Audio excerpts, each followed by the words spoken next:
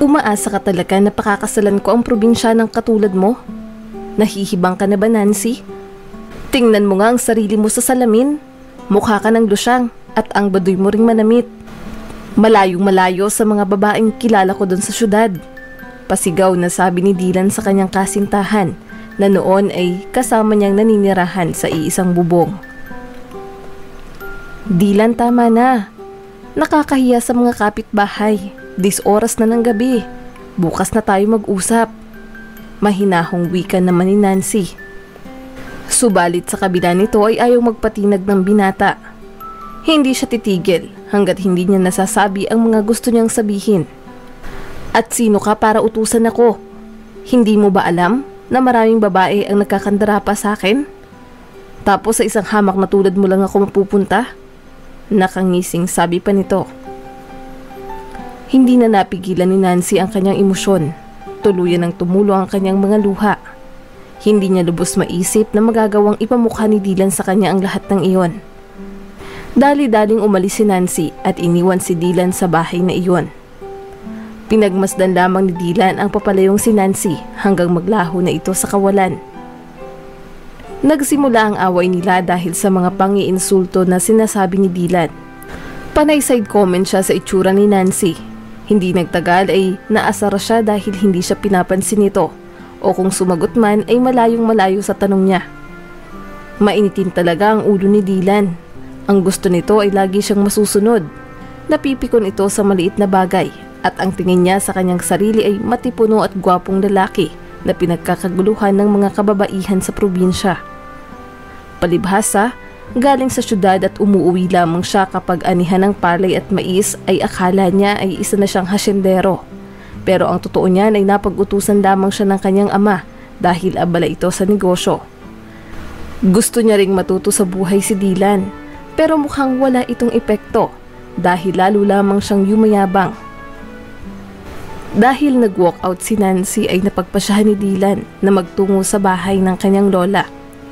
Kampante pa siyang nakangisi. Iniisip niya na ilang araw lang ay babalikan na siya ni Nancy. Magpapalipas lamang ito ng init ng ulo. Tapos patatawarin na siya nito. Alam ng pamilya at mga kaanak ni Dylan na habang tumatanda siya ay lalong lumalala ang kanyang pag-uugali. Kaya naman, ang Lola Fatima niya ay medyo nakahinga ng maluwag nang malamang ang mabait at magandang si Nancy ang naging kasintahan ng kanyang apo.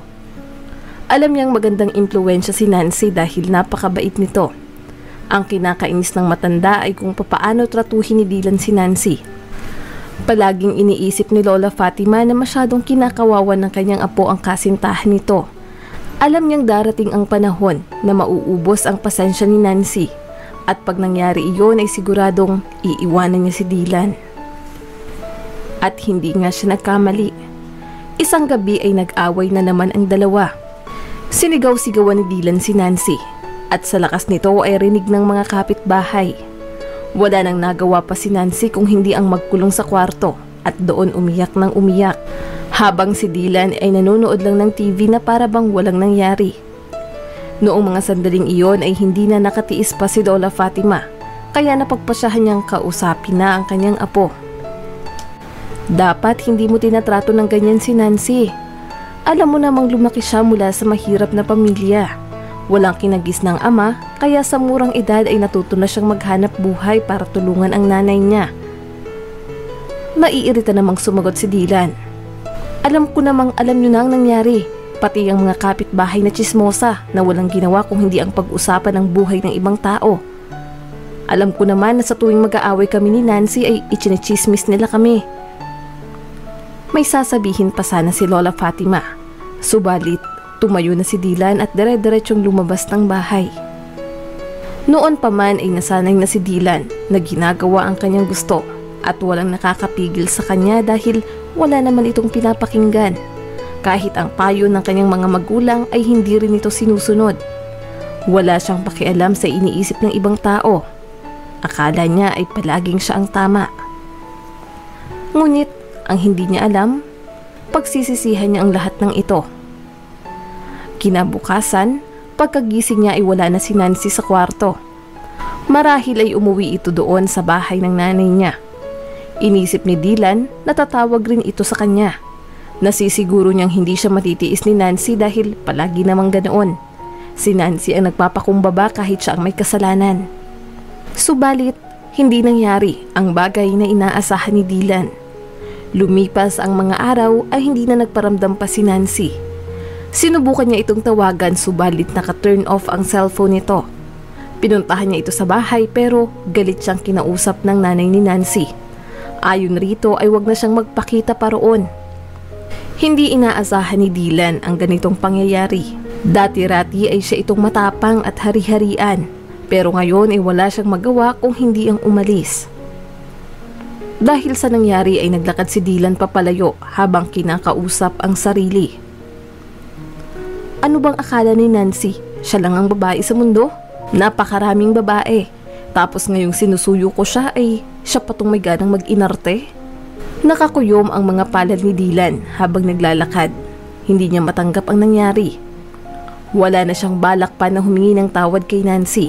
Sa halip, mag-e-enjoy na lamang siya sa buhay, kasama ang ibang mga babae. Kaagad na balitaan ni Lola Fatima ang nangyari. Alam niya kung ano ang gagawin ni Dylan. Siguradong magdadala ito ng iba't ibang mga babae sa bahay at maglalasing na naman. Kaya napagpasyahan niyang isumbong si Dylan sa mga magulang nito. Hindi niya hahayaan na tuluyang sirain ni Dylan ang sarili. Matapos makipag-usap sa telepono, nangako ang tatay ni Dylan na luluwas sa probinsya upang sunduin ng anak. Kinabukasan ay dumating ang tatay ni Dylan. Anak, tapos na ang bakasyon mo. Panahon na para magtrabaho ka naman. Gamitin mo yung utak mo. Seryosong wika nito. Napabuntong hininga na lamang si Dylan. Ayaw niyang makipagtalo sa kanyang ama kaya napilitan siyang sumama na sa syudad. Ayaw niya sanang umalis dahil siguradong iisipin ng mga kabarkada niya na isa siyang talunan dahil hiniwalayan siya ng isang probinsyana. Gayunpaman, kailangan niyang sumunod sa gusto ng kanyang tatay para pamanahan siya nito. Pagbalik sa syudad, nagtrabaho si Dylan sa opisina ng kanyang ama nang sa gayon ay malaman niya ang mga kalakaran kung papaano i-manage ang kumpanya. Pero sa halip na magtrabaho, pambababae lamang ang kanyang ginagawa. Sa mga report ay puro magaganda ang inilalagay ng kanyang secretary dahil karelasyon niya pala ito. Naging ganito ang buhay ni Dylan sa loob ng 3 taon. Paiba-iba ng mga babae habang ginagasta ang pera ng kanyang ama. Ngunit ang lahat ng ito'y nagbago noong nagkaroon ng malubhang sakit ang tatay niya. Mula noon ay siyang inatasang mag-manage ng negosyo. Pero winawaldas niya lamang ang pera hanggang isang araw ay tuluyan ang nag-back out ang mga investor at nalubog sila sa utang. Nagsara ang kumpanya, nagalit ang mga magulang ni Dylan, pati na rin si Lola Fatima. Kaya naman, napilitan si Dylan maghanap ng trabaho para buhayin ng sarili. Dahil kung hindi niya yun gagawin ay magiging palaboy siya sa lansangan. Humingi siya ng tulong sa kanyang mga kaibigan. Pero wala ni isa sa mga ito ang gustong tumulong sa kanya. Marami na rin siyang inaplayan ng mga trabaho kahit mababang posisyon pero walang tumanggap sa tulad niyang iresponsable at mayabang. Hanggang isang araw ay nakatanggap siya ng tawag mula sa isang kumpanya. Hiring daw sila ng mga pahinante at kargador. Tuwang-tuwang nagpunta si Dylan sa kumpanya para sa interview. Pero hindi niya inaasahan kung sino ang makikita niya roon. Sasamahan ko kayo sa opisina ng CEO. Gusto niya kayong ma-interview bago kayo magsimula ng trabaho. Wika ng secretary bago samahan si Dylan sa isang silid. Pagpasok na sa loob ay naroon ang eleganteng babae. Walang iba kung hindi si Nancy. Nancy, anong ginagawa mo rito? Nanlalaking mga mata na tanong ni Dylan. Hindi ba't naghahanap ka ng trabaho? Kargador na lamang ang available. Kalmadong sabi ni Nancy sa kanya. Kargador? Wala na bang ibang trabaho? Wala na. Pero kung ayaw mo ay okay lang. Marami namang aplikante ang nakapila at willing i-grab ang oportunidad na ino-offer ko sa'yo. Napatigil si Dylan. Parang pamilyar ang senaryong iyon pero baliktad na sila ng sitwasyon. Wala ng kumpanya ang gustong tumanggap sa kanya kaya mapipilitan siyang tanggapin ang trabaho. Ilang sandali pa ay dumating ang isang gwapong lalaki. Kasama nito ang batang babae na sa tingin niya ay nasa 4 na taong gulang na. Hinalikan nila si Nancy na para bang wala roon si Dylan. Matapos noon ay nagpaalam muna ang mga ito na maglalaro daw sila sa parke. Napansin ni Dylan na nakasuot ng wedding ring si Nancy.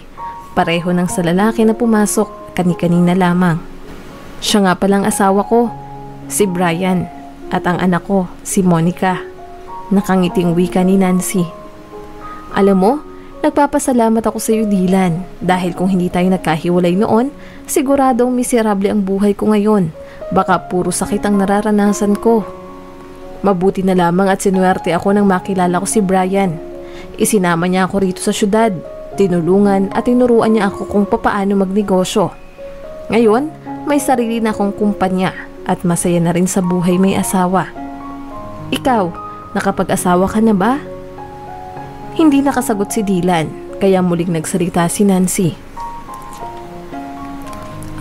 Siguro sa dami ng babaeng pumipila para mapangasawa ka ay hindi ka pa nakakapili. Sana magtagal ka rito sa kumpanya namin. Mataas ang pasweldo at may bonus kapag masipag ang empleyado. Pwede ka nang magsimula bukas. Ipapaayos ko sa aking secretary ang kontrata mo. Nakangiting wika ni Nancy. Matapos noon ay tinawag niya na ang secretary, kasama nitong lumabas si Dylan. Maya-maya, tumayo si Nancy at tumingin sa labas ng bintana. Nakangiti siya. Nagpapasalamat dahil sa wakas ay tuluyan na siyang naka-move on. Wala na talaga siyang nararamdaman na kahit na ano para kay Dylan. Na-realize niya na talagang bilog ang mundo. Sino ba namang mag-aakala na ang dating probinsyana na nilalait-lait ay magiging isang CEO pala, habang ang lalaking napakayabang at mapagmataas ay nasa syudad nga, pero wala na ang kumpanya at magtatrabaho na lamang bilang kargador. Pagka-uwi ng bahay ay kaagad chinek ni Dylan ang impormasyon tungkol kay Nancy at sa kumpanya nito. Hindi siya makapaniwala na mangyayari iyon sa kanya. Hiyang-hiya siya sa sarili, maging sa mga pinagagawa niya noon kay Nancy. Nangihinayang rin siya kung bakit hindi niya pinagbutihan ang pagmamanage ng kumpanya noon. Subalit, magsisiman siya ay huli na ang lahat. Hindi na babalik pa si Nancy sa kanya. Mawala man ang galit ng kanyang mga magulang at lola ay hindi na ito magtitiwala pa. Napagod na silang pagsabihan at unawain pa si Dylan. Mula noon, naging masaya si Nancy kasama ang kanyang asawa at anak, habang si Dylan ay pinagtsatsagaan ng trabaho. Sinisikap na pagbutihin ang performance nang sa gayon ay ma-renew ang kanyang kontrata. Maraming salamat sa patuloy na panonood sa aking munting channel. Kung nagustuhan mo ang videong ito ay huwag mong kalimutang mag-like and subscribe at pakipindot mo na rin ang notification bell para updated ka sa mga susunod nating video.